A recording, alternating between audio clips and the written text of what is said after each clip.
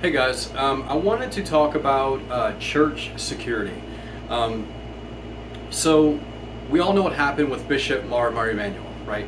Um, he was at church, right, doing his thing, and an attacker walks up, has a knife, tries to stab him, right? By the glory of God, the knife actually did not open, from what I understand, and the attacker actually cut off 3 of his own fingers. So, glory to God for protecting the bishop. And I want to look at this situation and see how it could have been avoided and how we can avoid that from happening in our own churches, right?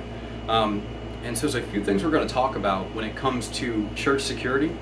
And we're going to talk specifically about the 5 Ds of defense because there's a lot that goes into that. And then we're going to talk a little bit more about some different security concepts that you can implement. And so starting off, let's first talk about the church location itself, right? And so we got our building here. Now, one thing you want to realize, or one thing you want to keep in mind, understand where your location, your church is, geographically speaking. So make sure that you know the cardinal directions of your church, right? Make sure you know those directions. Now, it doesn't necessarily have to be north, south, east, west. You could say something like red, blue, green, orange, or something, right? But just have a way to know where to orient yourself if a call out's being made, right? So if there's comms and someone says, hey, blue wall, know where to look, right? Or someone says east or north, whatever, right? Now, whenever we talk about understanding your geographic position, it's not just the building itself and where the building is facing, but also where you're facing within that building, right? And so, let's say, for instance, your front door is east, right, or is blue, whatever you want to do.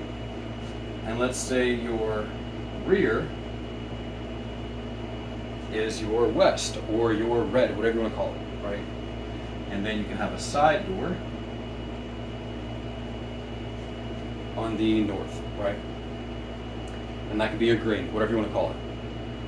But understanding where your building is geographically and then understanding where you are in relation to that building is also important, right? And so whenever we're talking about call outs, making sure we know where to look, what is happening, where to direct people, even though there should be an SOP in place, but where to direct people if an event occurs, everyone knows to go to the blue wall, right, or the green wall, or whatever, right? But we have an understanding across the congregation, hey, if something happens, we're doing this, right?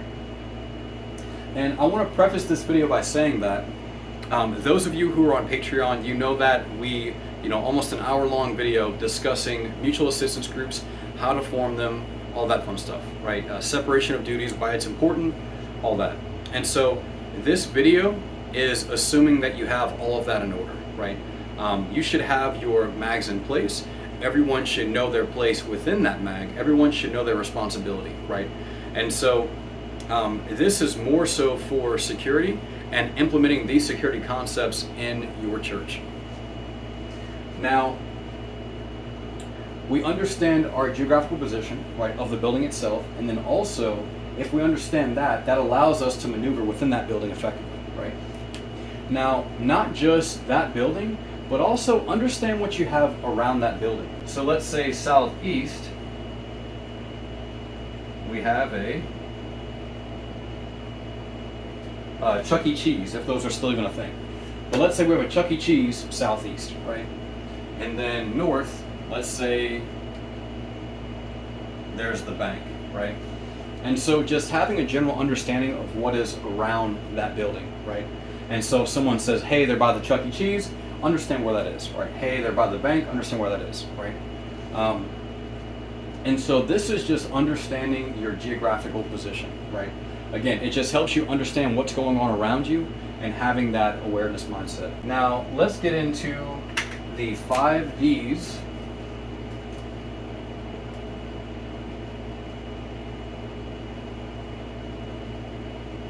of defense.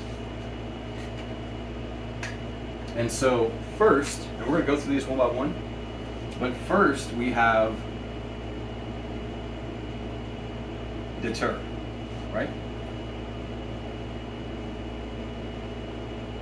Next we have detect. Third we have deny. Fourth we have delay. And of course, finally, we have defend.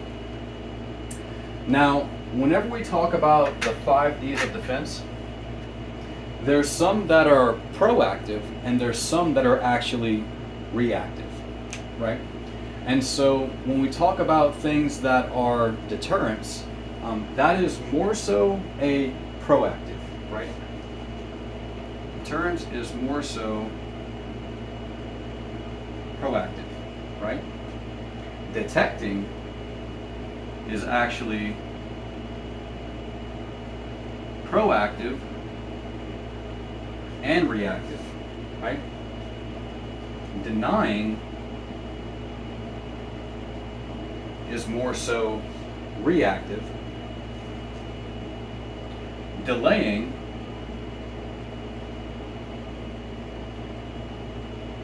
is proactive, and then defending is actually reactive. And so I want to talk about how each of these is proactive, proactive, reactive, reactive, proactive, reactive. Right? I want to talk about that. Now, give us some space here.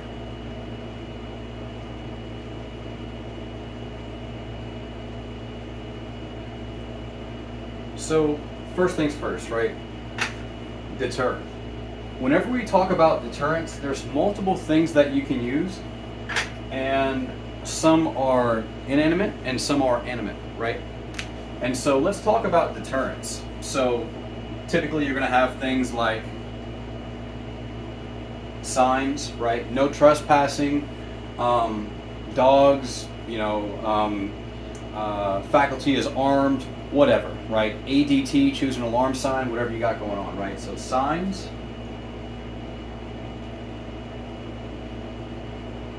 Cameras, right? Hey, you're being recorded, right? Alarms, right? And so when we talk about alarms, we're talking about like the loudspeakers, right? If you have like an alarm that's like beeping red, something that shows, hey, we have an alarm system, right? And then also doing your alarm drills will also let everybody know, even potential criminals in the area, that place has an extremely loud alarm system. I wouldn't want to mess with it, right? It's going to bring too much attention, right? Whatever the case is. But alarms definitely will help, right? They just have that physical presence. And that's one thing we talk about deterrence. We're talking about having a presence, right? Whether it's something like a sign, a camera, an alarm system, or having people, right? Or animals. And so we can also say people, animals, right? Animals are 100% deterrents, right? The signs alone are going to hint, hey, there's no trespassing, beware of dog, whatever. Someone, brushes that sign off, whatever, and then you meet Cujo, right? And then that's going to, kind of get them out of there. But then also people, right? Just having a physical presence in a lot of situations, that will, force criminals to look somewhere else, right? Because we have to understand that criminals are cowards, right? They're cowards. And so if we hold ourselves with a certain stature, right, as we walk, as we communicate, how we just naturally carry ourselves, our bearing, right? If someone sees that and they see those people as not victims, they're not really going to engage with those people, right? As opposed to other people who do appear to be victims, right? So just the way you carry yourself, your stature, your bearing, that alone can be a deterrent, right, when it comes to criminals, right, or people behaving badly, right? And so how you carry yourself, having people posted up at different locations, that alone is a deterrent, right? And that is proactive, right? Because you shouldn't have you know, if you see criminals, right, or a suspicious group of people, whatever, and they're coming through, that's not when you send people out front to look big and scary so they don't come through the door, whatever else, right? You should already have people at your entry and exit points, right? So front, rear, side, right? You should already have people posted up at those locations. So these guys can already see, okay, hey, you know, they're pretty aware. They already have people posted up, right? They know what they're doing. And again, having that bearing about you, having that stature. And so just having physical presence of people is important. And when I say having the physical presence of people, I don't mean people that are just sitting there twiddling their thumbs or scrolling on TikTok or whatever else, right? I mean people who are actually scanning, looking around, looking for suspicious activities, looking for bad actors, right? And so, again, that physical presence. And also having animals, right? Having watchdogs, having guard dogs, dogs that actually listen to you, dogs that are actually trained, right? These aren't just like, you know, this isn't Marley and me, right? We're talking about, you know, Cujo style, right? Where they're trained, they listen, they're effective, right? That's what we're talking about. And so just having those things is a deterrent, right? And those things are proactive. Those things are proactive. One thing I want to talk about, this will be a little side note. Whenever we talk about signage, if you're going to put, and I recommend you do this, but if you're going to put signs out on your property, you need to use, and I recommend all four sides for obvious reasons. But I recommend you do, or you use the concept security through obscurity, right? Which basically, it's free, right? It's literally free to do. And so you want to make someone think you have something else when you don't, right? And so let's say, for instance, you have a security system, a sign out front, and let's say the majority of the security systems, those are wireless security systems. And so someone who's experienced, they might have something like a signal jammer, right? To get past your alarms, to get past your cameras, whatever else. Well, if you're not using a wireless security system, whenever they breach, they're going to have a rude awakening, right? Because they're not going to know what the heck is going on, because they see your signs. Well, that doesn't match what's happening right here. I did my research. What's going on, right? That is the concept, security through obscurity. You should use it constantly, right? Every day. You should use that. It's extremely important. It's free to use, right? It's just understanding how to use it. And so in a concept like this, where you have, you know, protected by ADT or protected by SimpliSafe or whoever else, you know, we don't use ADT or we don't use SimpliSafe or what, you know, whatever, right? But figure it out. Make sure that you utilize this concept and don't let criminals know exactly what you have, right? Use this concept to your advantage, because criminals are stupid, right? That's why they're criminals. If they weren't stupid, they wouldn't be criminals, right? They would actually have the intelligence to work for a living and not risk throwing their lives away, right? And harming other people, because they can't manage, you know, everyday life. So, in addition to that, let's talk about camera placement. So, whenever we talk about camera placement, there's one main thing that I want to mention.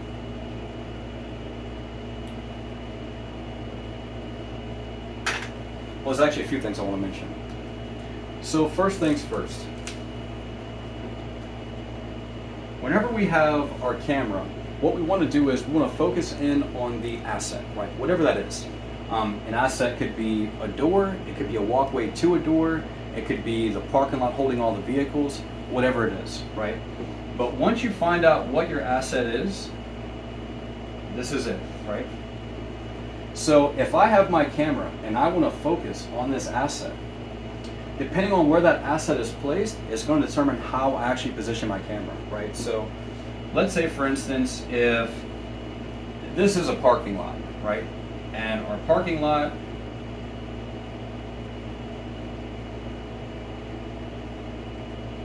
goes like that, right? This is our parking lot. If I position my camera, I don't want my camera to be like that, right? I don't want my camera to be like that, right? I want my camera to be as centered as I can possibly get it around that asset, right? That's what I want. Because remember,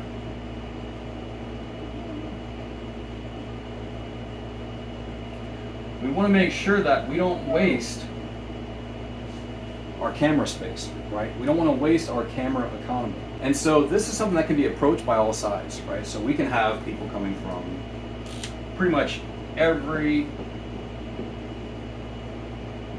direction, right?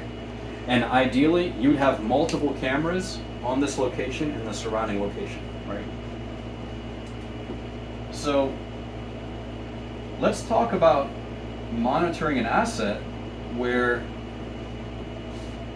it's not so out in the open, right? So let's give a situation where we have, let's say, this is the front of our building.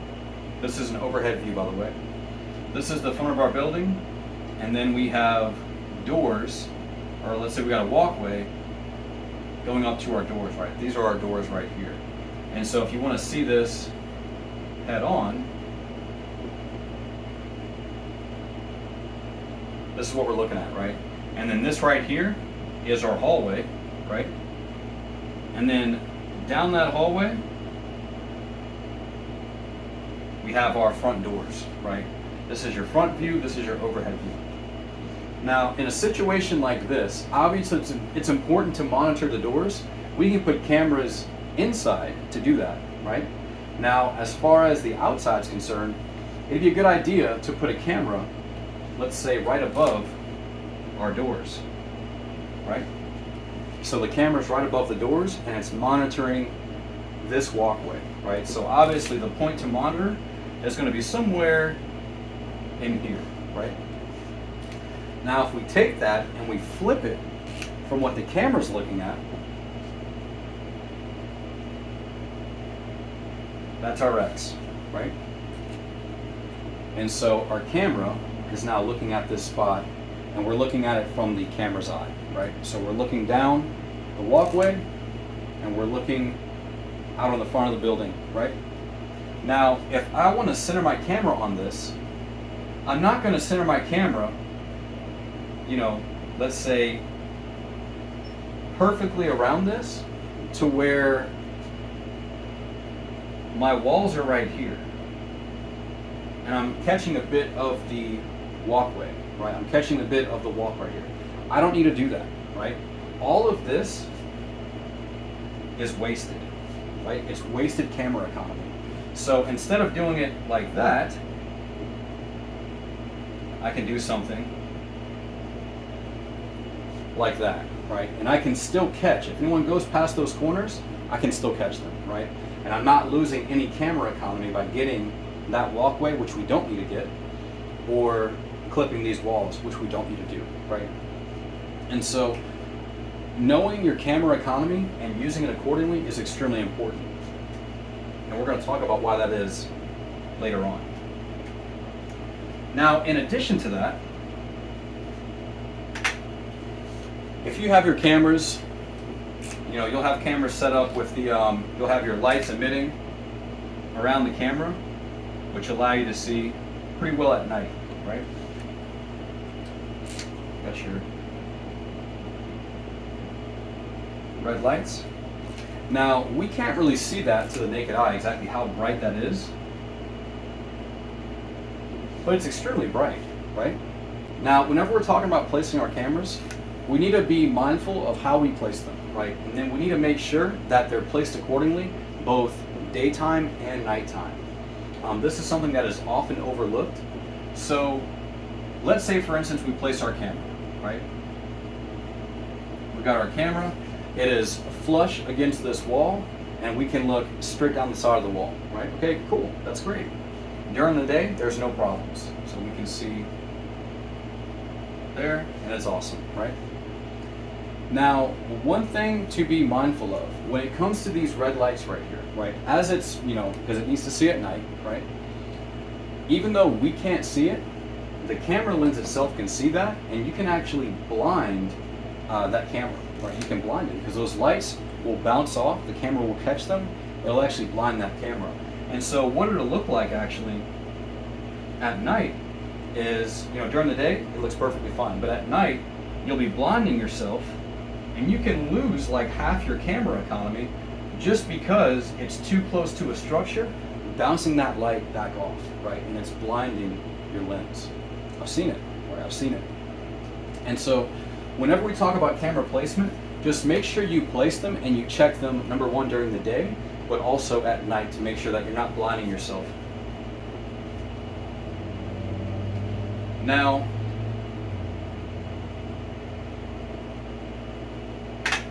one thing about cameras, your cameras, and this is the ideal situation, which I know most of us do not have, but your cameras should be hardwired and they should have backups, right? Your cameras should have built-in backups to where even if the power is cut off, they'll still operate for X amount of time. Same thing for your alarm system, right? If the power is cut off, that alarm system should have a backup, right, to operate. I also want to talk about the alarm systems. So when we talk about alarms, we want to make sure that our alarms are loud enough, right? A lot of times, I've seen alarm systems be installed, never tested, right? They're not sure exactly how loud that alarm system is in relation to where the home base is, the actual speaker itself, as opposed to where that person is on that property, right? And so whenever we talk about placing our alarms, we need to make sure that the location in which we place them has good acoustics, right? It can echo that alarm and it can carry it very easily throughout the entire premises, right? And so if you need to, you can actually put multiple loudspeakers on that property to make sure that you have a nice, clear, crisp sound alarm where everyone on the property, no matter where they are, they're gonna hear that alarm system, right? So just make sure that you understand where you're placing it, how much space you're trying to secure, and everyone who's on that space, they can hear that alarm clearly, right? So if there's like a lawnmower going like right next to them, they can hear that alarm system, right? It needs to be loud so everyone can hear it. And those are your deterrents. Now, there's more things you can do, but this is kind of a crash course video, right? Just trying to help you guys out. And you can see that pretty much all of those things are proactive, right? Proactive. Now let's talk about detection, which is both proactive and reactive. And we're going to talk about how. So when we talk about detection, right? If you have like an alarm system, someone triggers an alarm, someone steps on a plate, whatever the case is, right? Someone triggers something, an alarm is going off, right? That is something that is proactive, right? Where it's in place, we don't have to do anything with it, it's passively there. Whenever it triggers, whenever it detects something, it's going to detect something, right? And then we'll go from there. So that is proactive. Now, there's multiple types of proactive detection methods, right? It's not just alarm systems, but cameras as well. If we have someone who is, let's say, they're behind a computer screen,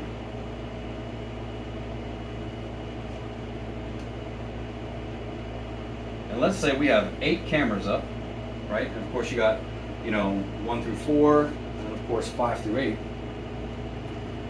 If one camera detects something, let's say you get like a blinking something on the screen, or there's some type of communication on screen from the software with that camera that tells you, hey, there's movement, right?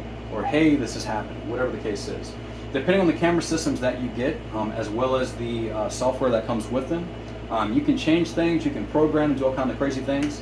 Nowadays, 2024, you can do all kinds of crazy things with cameras, right? Back in the day, not so much, but now you can do all kinds of crazy stuff. But cameras are a fantastic detection, or a way to detect, right? As well as alarm systems. But those are proactive, right? Those are proactive.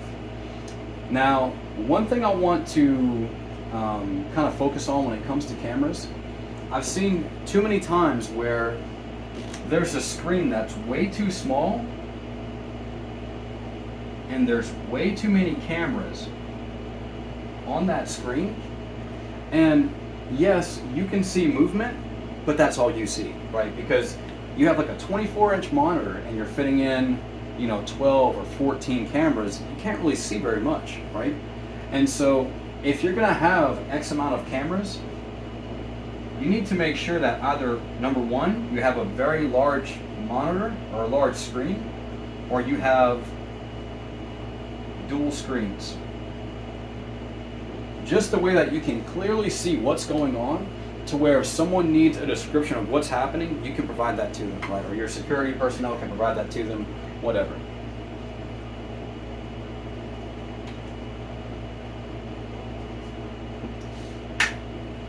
Now, when we talk about reactive, right, this would be things like people, right? People. And also animals, right? Again, dogs. Dogs hear things. Dogs, they have pretty good hearing, right? But reactive. So let's say, for instance, we're in church, things are going great, and let's say we got Bill right here.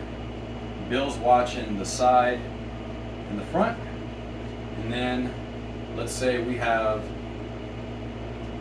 Bob right here, and Bob's watching the rear and the side, and let's say we got Sally right here, and Sally's watching both sides, right? So we're pretty much covered on all ends, right? And each person has contact with the other person, right? And so if any one of these, right, Bill, Bob, or Sally, if either one of them see anything that is strange, anything that's out of order, people who are acting strange, vehicles they've never seen, people wearing clothes that are just out of, that's not normal to wear. So if it's like, 95 degrees, 100% humidity, and you're wearing black clothes with a black jacket and a beanie, that's suspicious, right? And so stuff like that, to report that or just make sure they're tracking those types of situations, those types of people. It's not normal behavior. And that's what we're looking for, by the way. We're looking for anomalies with behavior, right? That's what we're trying to spot. And so if everyone else seems like, okay, well, this is normal, there's the anomaly, that's where you want to look, right? Even if it's a little suspicious, there might be something there, so just pay a little bit of attention. But this is reactive, right? This is reactive. Now, obviously, them being posted up is proactive, right? But if they see something, we actually have people that are reacting to this, calling it in through comms, right? So that is reactive. Now, in addition to that, you also want to make sure that you have people within your congregation, right?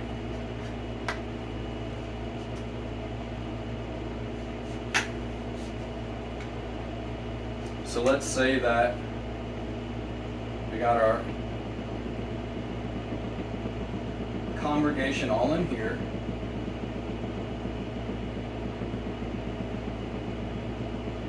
Pick a number, whatever. And within that congregation, we have eyes, right?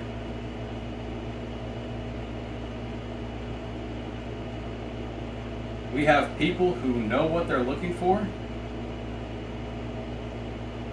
and what cues to be mindful of, right? And so you can have your detection externally and internally, right? Because this is the tricky thing about using detection, right? Really, all of this is tricky because having a church is a place to welcome those, right? So people who are struggling with drug addiction, people who are struggling with homelessness, people who are struggling just everyday life, right? People who are seeking out their Creator. We welcome them with open arms, but we have to be mindful of them as well, right? So that's what makes it kind of tricky. And so it's a little bit of nuance when it comes to these different situations because each one of them is treated subjectively, right? Because you can have one person that looks incredibly suspicious, but they just need help, right? They're just trying to get help. They're extremely uncomfortable, so they're acting strange. They're scratching their neck, they're playing with their hair, they're scratching their arms, they're not being very social. It's because they're uncomfortable, right? But just as if someone's going to commit a violent act, that person might show some discomfort as well, right? Visibly. And so those are things to be mindful of. And so just as we have detection systems externally, we need to have detection systems internally, so whenever we let those people into our buildings, we can say, hey, watch this person, or just have like sign cues, or whatever you do, right? Just figure out a way to communicate to where you're not saying, hey, that person looks weird, we got to watch that person, right? Don't do that. Have a way to communicate with your team, whether it's just hand gestures, whatever the case is, right? We figure that out. But so that's something to kind of keep in mind, where it's not just like, we're not securing a position to completely shut everyone out, right? That's the difficult part about this. We're trying to have open arms with everyone, but we have to show discretion in doing so. And sometimes that discretion has a very, very fine line, because again, there's people who need help, but they look like they're ready to cause trouble, right? And they're not. And so you really have to just understand that, go into these situations with grains of salt. Just make sure you have your own checklist, right? Because we have to understand as well, people are different in different areas. Or someone in New York going to Alabama, right? Or someone in Alabama going to New York. It's going to be a little bit different, right? Just how they act, their mannerisms, how they talk, all that fun stuff. And so it's important to understand that. But make sure that when it comes to your detection systems, this is both proactive and reactive, right? Whichever method is best for you, go with that. But I do like the proactive. I think that anything that is proactive, you need to do it, right? If you can do something proactively, you need to do it. This is why we are preppers, right? Because we are proactive, right? We're doing something before it happens. We're preparing for it. And so now, let's talk about denying. So once we detect the threat, we have to deny them access. Now, this is debatable, but I think that denying access, this is more so a reactive thing. This is reactive. And so whenever we're denying, I feel like, because when it comes to deny and delay, it's a very, very fine line between the two, right? But whenever we talk about denying, denying is something I see as a physical presence, right? We're physically trying to deny someone access. I don't look at that as much as putting something up as far as keeping someone out, but more so making sure no matter what, they're not going to get through. Whenever we talk about denial, I see that as actively putting forth an effort and actively reacting to keep someone out, right? And then at the same time, whenever we talk about detection, there's a reason why these go in order, right?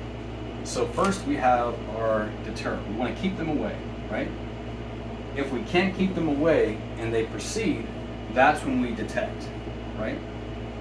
Once we detect, they've been detected, now we have to deny, right?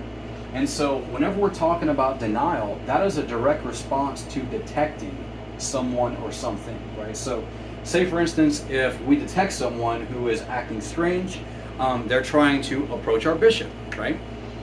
We have to actively, or should I say reactively, deny that person access to our bishop, right? We have to keep that person away, whatever that looks like, right? Whether it's something like, hey, welcome to the church, we have a welcome center, come check it out, or whatever it is. But we have to make sure that that person does not get to where we don't want them to be, right?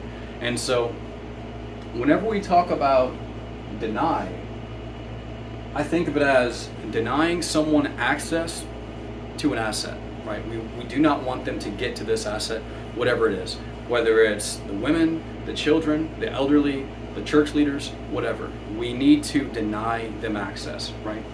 And so in order to do that, I feel like that's more so a reactive thing, right? Especially after they've already been detected.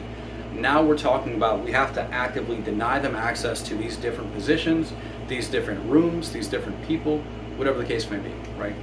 And ways we go about denying access, again, it's when we actually interfere and we're like, hey, we can be friendly about it. If we're just unsure about their, intentions, and we can get them out of that situation, direct them somewhere else. If they insist on, if they shrug us off, or if they become violent, at that point we can take care of that situation because now it's escalated officially. But if it hasn't escalated, there's no reason to get violent like that, right? There's no reason to grab someone. There's no reason to throw anybody to the ground, right? whenever we talk about delay, delay is also, I consider it more so proactive. It could obviously be reactive, but when I think about delay, that's when I'm thinking about locks on doors. That's when I'm thinking about putting up barricades. That's when I'm thinking about having locks in place, right? Things that should already be there to begin with. Because remember, whenever we have a church, you don't fight a war from your mailbox or your doorstep, right? That's not what you want to do. And so you want to make sure that you have people posted up outside of where you keep your asset, right? And that's when deny comes into place, right? Because after they're detected, denial officially starts externally, right? Denial starts externally, right? If we need to do that. If we don't need to do that, then okay, fine. Like, come on through, welcome, happy to have you, come over to the Welcome Center, whatever. And if something happens within a situation, we have people internally as well that can deny access if we need to, right? And so when it comes to delaying, right? Delaying is more so, again, you're putting up barriers, you're putting up barricades, you're putting locks on doors. You're doing things to slow the attacker down, right? And so we talk about SOPs, right? Your operating procedures. Let's say the greens, right? The green is the asset. If something happens, the green needs to know where to go, right? The green needs to know where to go, whether it's, we're going in this room right here, we're locking this room. We have a door right here. There's no way to get into this door, right? You'll have some doors where there's no handle on the outside. There's no door handle. There's nothing there, right? It's basically just a flat piece of metal, right? Fireproof door, and a way you can actually get through that door. You can make it bulletproof, whatever else. And so that's what that door is, right? And that is your emergency exit, right? That's your emergency exit. But also this could be your cover room, right? And then again, whatever it looks like, whatever your layout is, this is a very basic layout, but it's just so you get the point. And so when the asset knows, hey, we have a situation, you guys need to go through here, right? Get out of the way, get into the safe zone, so we can do what we need to do, right, to protect you guys.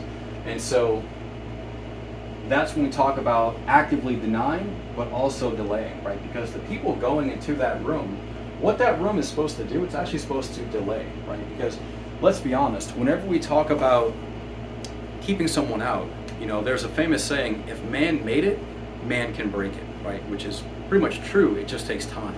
It just takes time. And so whenever we talk about delaying, that's why I think of locks on doors, barricades, chains, whatever that looks like, One thing I will say, whenever we talk about delaying access, right, I want to make sure that we all understand that, make sure that you don't inhibit yourself, right? Make sure that you don't inhibit yourself. Make sure you don't inhibit your own movement whenever you're implementing that. Make sure that you have a place to go, right? So when I talk about delay, right, of course we mean like, okay, get to the safe room, whatever. Even if you're in this room, you should have a way to get out, right? And you should have an SOP to get out. And I want to also keep in mind, just because your asset is in here, that does not mean that you shouldn't have people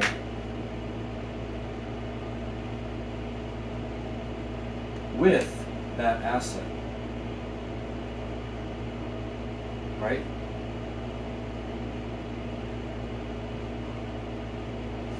So make sure you have people guarding that asset, right? That's important. And again, make sure you don't inhibit yourself, right? Make sure you don't get in your own way. You don't trip over yourself when implementing these tactics, because you have to be able to move, right? You have to be able to move. Movement is extremely important, right? You have to go from point A to point B. This is basic preparedness to begin with, right? Bugging out, right? Going from point A to point B. You have to be able to move.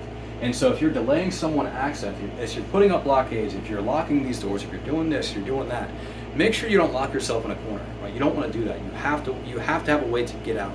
If you guys saw the Hamas footage, right? When those demons did what they did, and at that festival, they also attacked I think it was a 22-year-old Israeli off-duty soldier, but they were throwing grenades in this bunker, and or in this room, and the guy had nowhere to go. Right? It was a dead end. It was a closed-off room. Well, they threw in 8 grenades, and then he wound up throwing 7 of them back. But the 8th one, wound up fatally wounding him. But he had nowhere to go. Right? He was stuck in this room, and so he basically put himself in a corner. We don't want to do that, right? We have to have a way to move. We have to have a way to maneuver. That's extremely important. I cannot stress that enough. Have a way to maneuver. Have a way to move. Do not get into your own way. And of course, we have the very last. Oh, and by the way, this is proactive, right? This is proactive. You should not have to put things, you should not have to take time to delay someone, right? That's not how that works.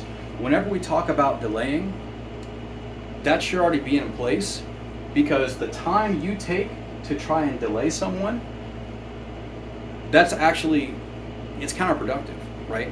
If we have to take time to slow someone down, what we're actually doing is we're slowing ourselves down, right?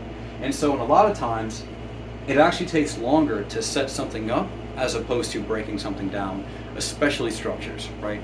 And so just make sure that you keep that in mind whenever we talk about delaying. It needs to be as proactive as it possibly can be. I understand that, in some instances it can be reactive, but I put only proactive just so you understand how important it is to make sure that you do your best to keep this proactive. And then of course we have defending, right? And defending is reactive, right? This is reactive. And this is when your defense teams actually kick into gear and they get to work, right? This is when the guys get to work. And just to highlight how important it is to maneuver, you have shoot, move, communicate, right? Shoot, move, communicate. And so you have to be able to maneuver, not just as someone actively defending your asset, but the asset in itself needs to be able to maneuver and to move, right? So it's a really important concept to really understand. Do not get yourself trapped in a corner. Now, whenever we talk about defense is not just about having, the coolest gun or the coolest this, the coolest that, whatever, right? It's not just about being able to be offensive, which is important. You need to be able to overwhelm your opponent with a greater violence, right? So if someone's coming at you with violence, your congregation with violence, that needs to be met with an even greater violence to stop that, right? And so we talk about that again on Patreon, tapping into that violence and being comfortable. You have to be comfortable with being violent, right? Because there's some situations that call for it, unfortunately, but it is what it is. Now, in addition to that, in addition to tools that we use to protect people, I also want to talk about medical, right? Everyone should have quality medical on their person, whether it's a small IFAK, whether it's any kind of blowout trauma kit, whatever. You need to make sure that you have a kit to where you can patch yourself up and also patch up other people, right? And so this includes keeping blood in the body, having ways to close up wounds on the body, because if we can close up those wounds, we can keep blood in the body, right? The number one cause of preventable deaths is actually uncontrolled bleeding, right? So you have to be able to control those bleeds. And so with that, I want to show you guys what you can use to control those bleeds, and that is the one and only Refuge Medical BearFac 3.0. Now, Refuge Medical, very, very high quality company. I've been watching these guys for a long time, actually a little over 7 years. I've been in contact with these guys, just watching their stuff. Very good quality stuff. The people behind the company, very, very good people, man. Followers of the faith, brothers and sisters in Christ. But I recommend these guys, man. Now, I have a video reviewing this pack. It's about 25 minutes long. And actually, in the description of that video, there's a 10% discount code, so you can get Quality Medical for your entire congregation, right? Because you need that. And there's more than just the BearFac 3.0. There's many other things you can use, right? There's bleed stop kits, all that fun stuff. Having ways to stop bleeding, keeping blood in the body, that's a huge thing, right? That's a huge thing.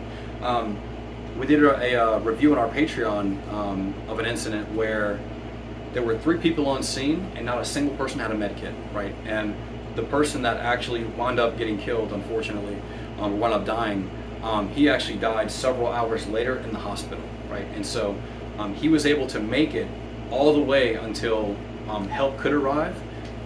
People who did have med kits who were able to patch up his wounds temporarily. And so if he had that help, 10 minutes prior, there's no telling, if he'd be here today or not, If you have arteries that are severed, you're losing a lot of blood very, very quickly, right? And so it's important to make sure you have good quality medical, and that's what we recommend Refuge Medical for you guys, because they have good quality medical. If you use the medical in their kits to save a life, they replace those contents for you, right? The kit itself is actually guaranteed for life, right? So you can rely on it. And that's a commitment that I think should not go ignored, right? And so just keep that in mind. Just make sure you have good medical, whatever that is, but we recommend Refuge Medical for that. But yeah, guys, if you guys have any questions, comments, concerns about anything we covered, please comment down below. We're going to send this video out everywhere. We want you guys to have an understanding of, looking for threats, how to recognize threats. And again, what you're looking at is you're looking at anomalies, right? Anomalies within your baseline. What is your baseline? How do people act in that area, right? Again, nervous gesturing, nervous gestures. Are they socializing?